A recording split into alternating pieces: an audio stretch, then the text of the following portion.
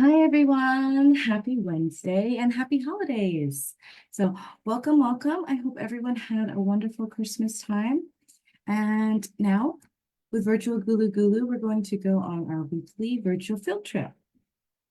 So, guys, if you joined us before the Christmas break, last week we did a fun little virtual field trip to a Christmas tree farm, right, where we got to see the magic that happens behind a real Christmas tree. So that was really cool. Today, right, in store for you guys, we have a fun STEM themed virtual field trip, right? Meaning science, technology, engineering, right? Mathematics. But this time it's space. And we're going to look at the psychology of long trips to outer space. Now, what does that mean?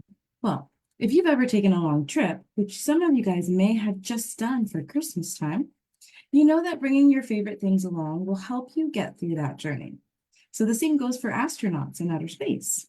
Music and the arts entertain them and give them a chance to break away from their demanding schedules. So we're going to go on this virtual STEM-based field trip, which is approximately half an hour, 30 minutes or so. And we're going to dive into how music, art, and creature comforts help astronauts cope with long-term space travel. All right, guys, and maybe it could be similar when you guys pack for road trips or anything like that. Let's take a look. And don't forget to like and comment and ask us any questions that you might have about our programs that we offer. Okay, guys, here we go. Let's get started. I just don't have enough room. Well, Marty, is all of this really necessary? I mean, you've got a guitar, Legos, a lightsaber.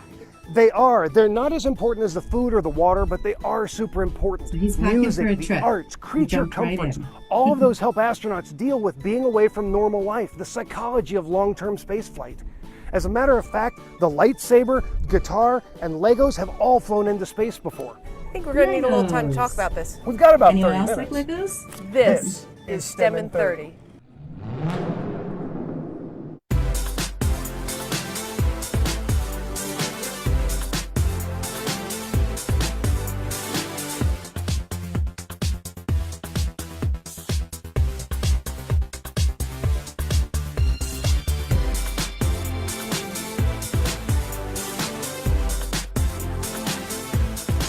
This Is STEM in 30.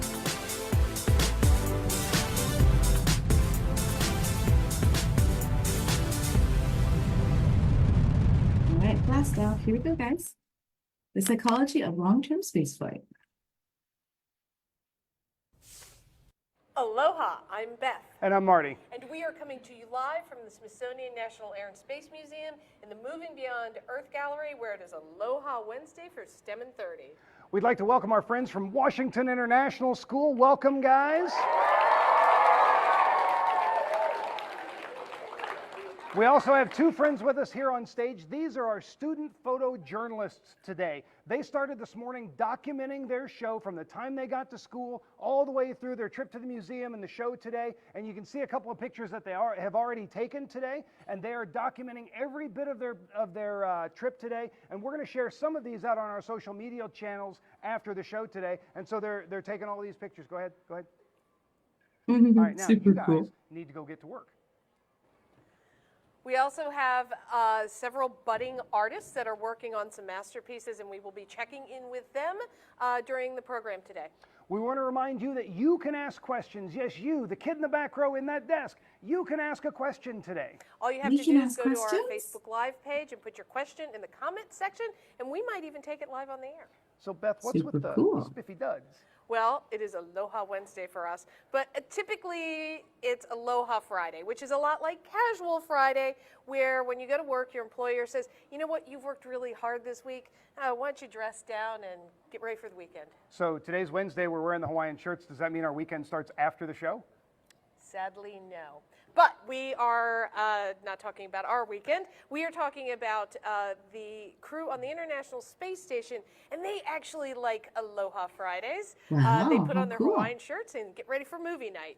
Yesterday was Halloween, and the crew got into the spirit. Ooh, they wore their Halloween costumes. It's little things like this that keep them connected with home. I have to wonder who is trick-or-treating around the International Space Station. I'll bet they didn't get very many. No, probably not. But it's not just Hawaiian shirts and costumes that give these connections to home. There are a lot of other things, and one of the important things is music. And we had the opportunity to talk to astronaut Kjell Lindgren about an instrument that he took to the International Space Station. I'm joined by Kjell Lindgren, who spent 141 days in space and completed 2 spacewalks. Thanks so much for talking with us today. Absolute pleasure to be here. Now, you took something very interesting with you along into space. Can you tell us about that? You bet. Well, we all have a small allotment of personal items that we're allowed to bring up into space with us. Some people will bring food, clothing, some personal mementos from home. In addition to some of those things, I brought with me a set of bagpipes. Now, how does the bagpipe play in space compared to on Earth? The pressure inside the space station is the same as it is on Earth. So they're essentially, they play the same way, but it's a pretty difficult instrument to play, and it proved challenging in space as well. What did the crew think of it? You know what, they were amazingly patient with me. I actually went to the farthest part of the space station away from the crew quarters in order to practice, and did that when I had the opportunity to practice. But both Kimia and Scott were very generous and said that they actually like to hear me practice. For Scott, he actually grew up in New Jersey, and he said it reminded him of home. Now, was music something that was important to you guys while you were up there? Absolutely. You know, I think that if music is important to you on Earth, it's doubly important to you on orbit. It's a reminder of home, and there's a lot of opportunities to listen. As we're working over the course of the day, we would typically have some music playing in the modules just to help us pass the time. Thank you so much for talking with us. It was an absolute pleasure. Thank you. I am now joined by Dr. Jim Picano and Beth Turner. They are actually at the Johnson Space Center in Houston, but they're joining us live via video. Thank you so much for being here today. Thank you. Thank you for having us. Now, you two are not astronauts, but you do have some very interesting jobs. Jim, do you want to tell us a little bit about what you do? Certainly. Well, Beth and I both work for the Behavioral Health and Performance Group here at NASA. And our job is to enhance the psychological health and well-being of astronauts on orbit. And so my job as a psychologist is to assist from the behavioral health perspective with the selection, training, and then on-flight support, psychological support of astronauts, or on the on-orbit psychological support of astronauts. Beth, do you want to tell us a little bit about what you do? Your job is slightly different. Yes, ma'am. So my title is Psychological Support Coordinator, and I keep the astronauts connected to their families via video conferences they may have on the weekends typically. We also send up music, like you talked about earlier, and TV shows, movies, maybe personal videos from the families as well to keep that bond that the astronauts have with their families. Very nice. The astronauts have to exercise a lot, and Jim, you were telling us a little bit about how important music was during that time. You want to elaborate on that? Well, certainly. The astronauts exercise for about 2 hours every day, and that's important for them because that helps them keep their bone health and muscle health while in space because of the effects of microgravity on bone and muscle. And in order to help that time pass more quickly, astronauts will typically listen to music while they're exercising. As Kjell said, it sort of helps, you know, with the time passing. Plus, we know that music helps to motivate people when they're exercising, just by seeing that when we go to the gym, and like all of you probably know, that you feel a little bit better when you're listening to music and a little bit more energized. I know that I could not exercise for 45 minutes without my music playing. Beth, you talked about sending up videos and television shows. How does that happen? That's a good question. So we will provide them or record them or purchase the TV shows or videos down here, and then we send them up every day, typically late morning, along with the procedures and other data here from the Johnson Space Center on the local area network to the station. Are you all ready to take a couple of questions? Yes, ma'am. Yes. Okay, let's start with a video question. Hi, my name is Christian Goodwin, and I'm 11 years old. And my question is it possible to build a space station that people could stay there and not come back? He wants to know if it's possible to build a space station that people would not have to come back to. And I To want to live know, there would you want to forever. build something like that? Yeah, you know, that's really interesting. I can't imagine psychologically that people would want to go someplace and not come back. You know, we're sort of connected to our families and friends and our lives on Earth, and our astronauts love doing their mission on orbit. And the 6 months in space is a long time, and we're talking about sending folks even longer on exploratory missions, say, to Mars. But I don't know that we're ready to have people live in space forever. I don't think that people would want to not come back home. We have an audience question next. Hi, my name is Camila Kubedu, and my question was, do astronauts get scared? I actually heard Colonel Randy Bresnik answer that question not too long ago, and he said he thinks everybody gets scared at a certain point in their life, and he talked about going out on a spacewalk and seeing the Earth 250 miles below you, going 17,500 miles an hour, and when it goes dark, it's just pitch black, he said, and it's kind of nervous. He said, but how you overcome courage is not the absence of fear, it's how you overcome it. And so working the procedures that they've learned through training and all of that helps them overcome that fear. We have an online question next. Do the astronauts have individual iPods? Yes, ma'am, they do. We send up an iPod with them, typically with all their personal music that they want. It comes in handy when they want to play music in the station, maybe while they're house cleaning on Saturday, or if they have a 2-day rendezvous and it takes 2 days to get to the station, those iPods come in handy to pass the time. That's very cool. We talked to our friends at Washington International School about some things they might miss, and they sent us a list of things they thought they would miss, and we made a word cloud. Let's go to Marty and see what they had to say. Thanks, Beth. I've got my friends here, and what would you miss if you went on a long trip into space? I think I'll miss my family, my friends. I'll miss definitely playing soccer with Gravity. How about you? As Terrence said, I'd certainly miss my family and my friends. I'd also miss like more unique things like the food we eat here. Okay, so you guys submitted a whole bunch of words of things that you would miss in space, and in a word cloud, the more times a word shows up, the larger the word is. So take a look at the word cloud that your class created. What are some things that you noticed there? Wi-Fi and memes.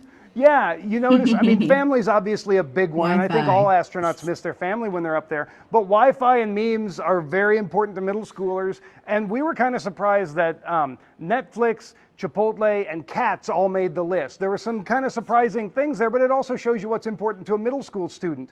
You might be surprised by some of the things that the astronauts miss while they're in space. We got a chance to talk to astronaut Reed Weissman, and he missed something that you might not have thought of. I'm here with astronaut Reed Weissman. He spent 165 days in space. Thank you so much for talking with us today. You bet. What's the most challenging thing about being in space for that long? You miss your family, of course. You miss home. The thing that really struck me as odd is towards the end of my mission, I missed sitting down. I missed laying down. It's an interesting thing to think about. But you know, at the end of a long day, when you just sit in that chair, sit on your couch, and you're like, I'm relaxed. Gravity it triggers this relaxation sensor in your body. Well, for 165 days, we never laid down. We never got to sit down, and I really miss it. You miss pizza, you miss carbonated beverages, but in the end, sitting down. Now, are there challenges the astronauts that go to Mars are going to face that are different from just a long-duration space flight on the space station? I absolutely think there are, and you can start looking at the psychological challenge of every day when I'm on the space station, I'm only 250 miles up. I have a rescue vehicle, I can climb in, I can get home. When you fire those engines and you get out of Earth's gravity and you're heading to Mars, there's no return. So your rocket ship has to be really reliable. Your spacecraft better be reliable. You're going to watch the Earth get really small in your window as you're going away from it. I think it'll be great because you'll have Mars getting bigger, and that'll be a neat kind of human perspective to look at. So reliability of your spacecraft you got to worry about. You got to worry about safe return. You got to worry about the psychological impact. So there's a lot. Oh, and there's radiation out there that we're fairly protected from on the space station. And you're going to worry about that. But you know what? All these challenges, we know them, we know how to answer them, and we're working through the space station to solve all these problems, and we're actually getting pretty close. Now I'm joined by Dr. Jennifer Lavasser, who is a curator in our space history department. Thank you so much for joining us. No problem. Sitting, I would have never thought of. Me neither. Well, from the very beginning of the space program, astronauts have been keeping a connection with Earth through photography. Do you want to tell us a little bit about that? Yeah, sure. Ever since astronauts could carry cameras to space, they wanted to share their experience with us. And so all the way back to some of the first spacewalks on Gemini 4 in 1965, we got to see exactly what they were seeing, which was the first time we'd see a person in space, a person with the backdrop of Earth. And this really made a huge change to the way we understood what spaceflight is all about. And then moving on through the Apollo program and all of the visits to the moon, we got to see what they were going through. And on Apollo 11, astronaut Michael Collins took this really great photograph, which is called The Loneliest Man. And the reason it's called The Loneliest Man is because he's the only person in all of human history, including at the moment the photo was taken and forever, that was in this photograph. He's the guy behind the camera, and there's nothing else behind him. All you see is the spacecraft with the 2 astronauts that are going to go to the moon and all of the people back on Earth. And so it really changed our perspective about things. It gave people a really big picture idea of what things were like. And what really changed our perspective was this photograph from Apollo 17. This is the first time we really see the entire Earth. It's often called the blue marble.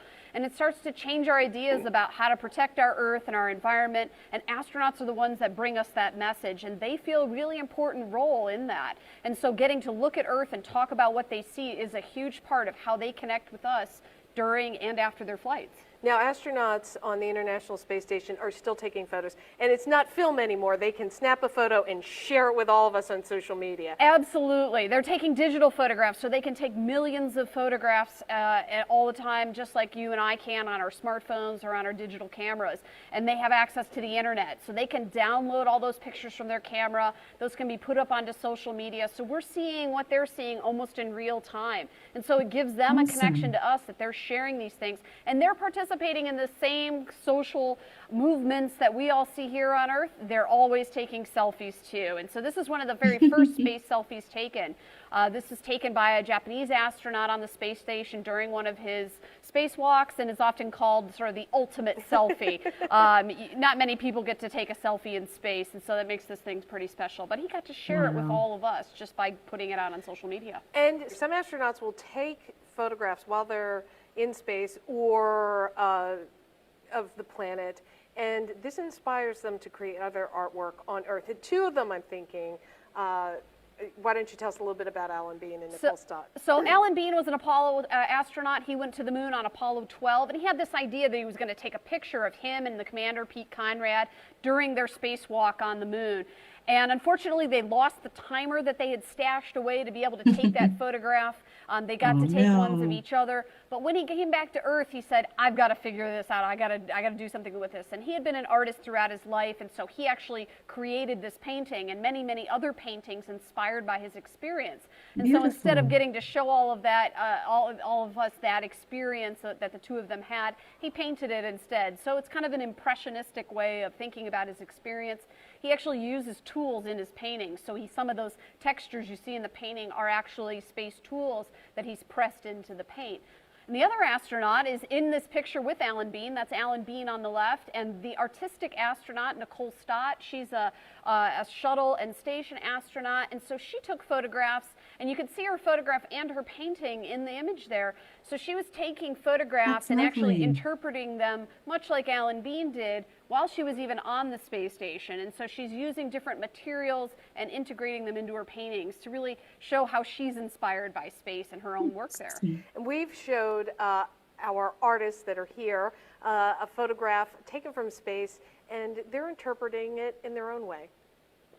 Thanks, Beth. Yeah, I've got some great artists over here, and they've got some great works of art going on. And what we started with this morning when they got here was we showed them this image. This was a picture taken by astronaut Jeff Williams. And what's going on in this picture? Let's start with this one. What's going on there?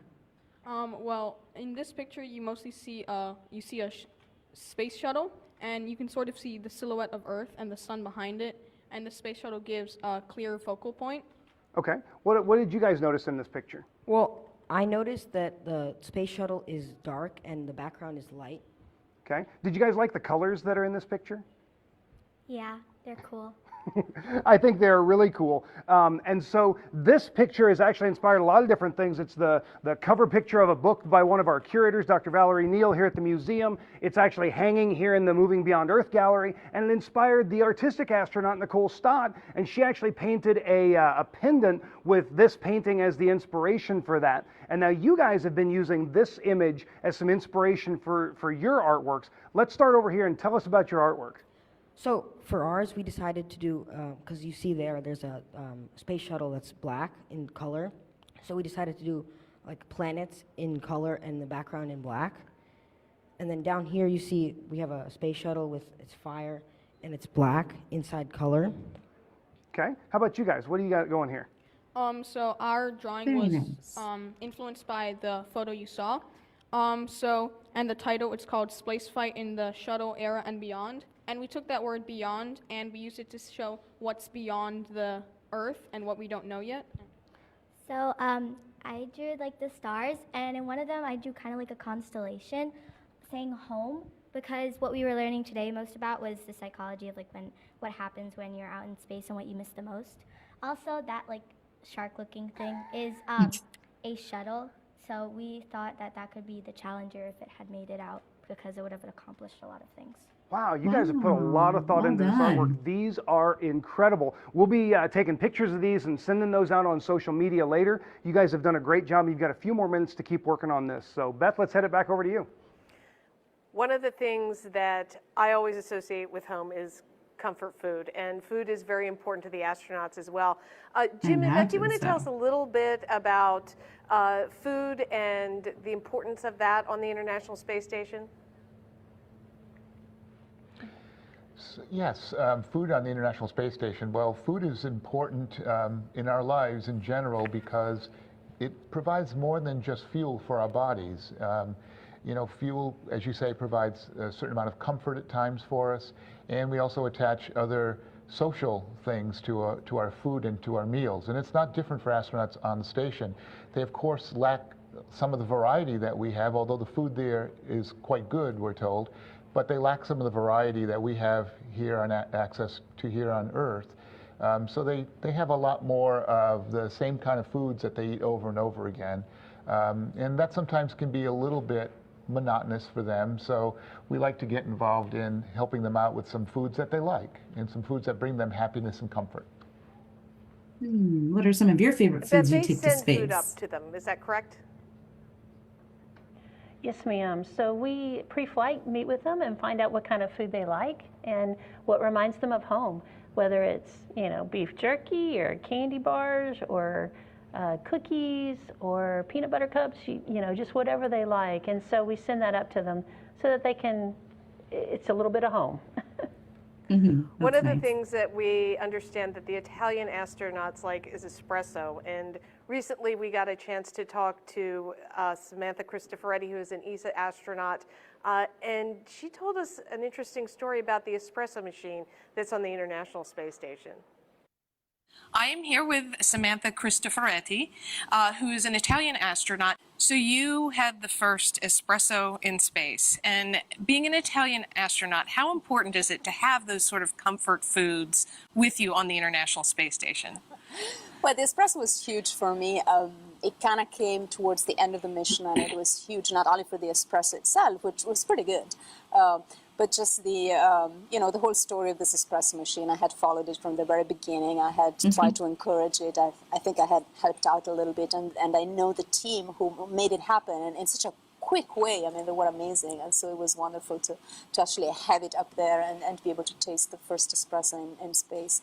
And of course, I had a lot of great food from Italy. I try to eat healthy. I think that's really important. And so I had from Italy. I had stuff like olive oil, dark chocolate, you know, the one that's not full of sugar and fat, but is actually good for you. I had a snack bar that was made of grains and nuts and of spirulina and goji berries and all kinds of fruits, so which is very tasty, but also very good for me. Oh, very well, cool. let's take a poll. How many of you out here in the audience have been away from your family for 2 days? Anyone? How about a week? How about 6 months? 6 months. Well, recently we talked to astronaut Randy Bresnik, who is on the International Space Station, and he talked a little bit to us about missing his family. That's tough because I have a 7-year-old daughter and an 11-year-old son, you know, 2nd grade, and just started Randy's middle daughter was school, born 6th when he was in grade. space. And obviously my wife, who I've been married to for 14 years now, and I miss them a lot. You know, it is hard. But just like, you know, military people who serve overseas, or people in the State Department, or, you know, places where, you know, we're not able to be at home, you find ways. You know, you can communicate via email is really a nice way to stay in touch. Sending pictures back and forth.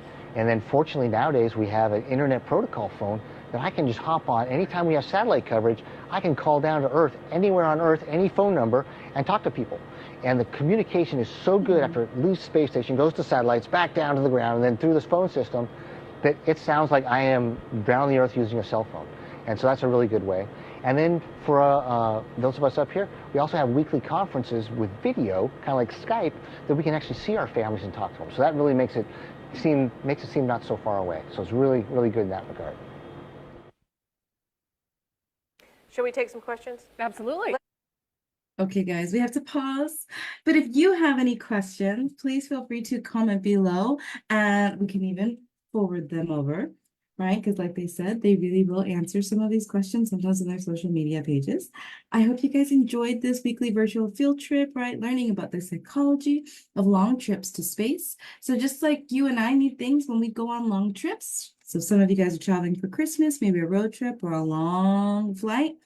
We pack things like our favorite snacks, our tablets, our books, our music, right? So just the same way we like to listen to our iPods and our favorite playlists. The astronauts are no exception, and they like to do the same. So, okay, guys, we're going to stop there for today because we are out of time. If you enjoyed that, please join us again next week, Wednesday, right, at 4:30 p.m. Pacific Standard Time, where we will rejoin for another virtual field trip. Before I go, I do want to remind you guys to please reach out to us directly if you're interested at all at any of the 3 programs that we offer, right? We have a preschool program, an after-school program, and a tutoring program, okay? So definitely reach out to us, and we can see what best meets the needs of your child or children. Bye, guys. Have a good one.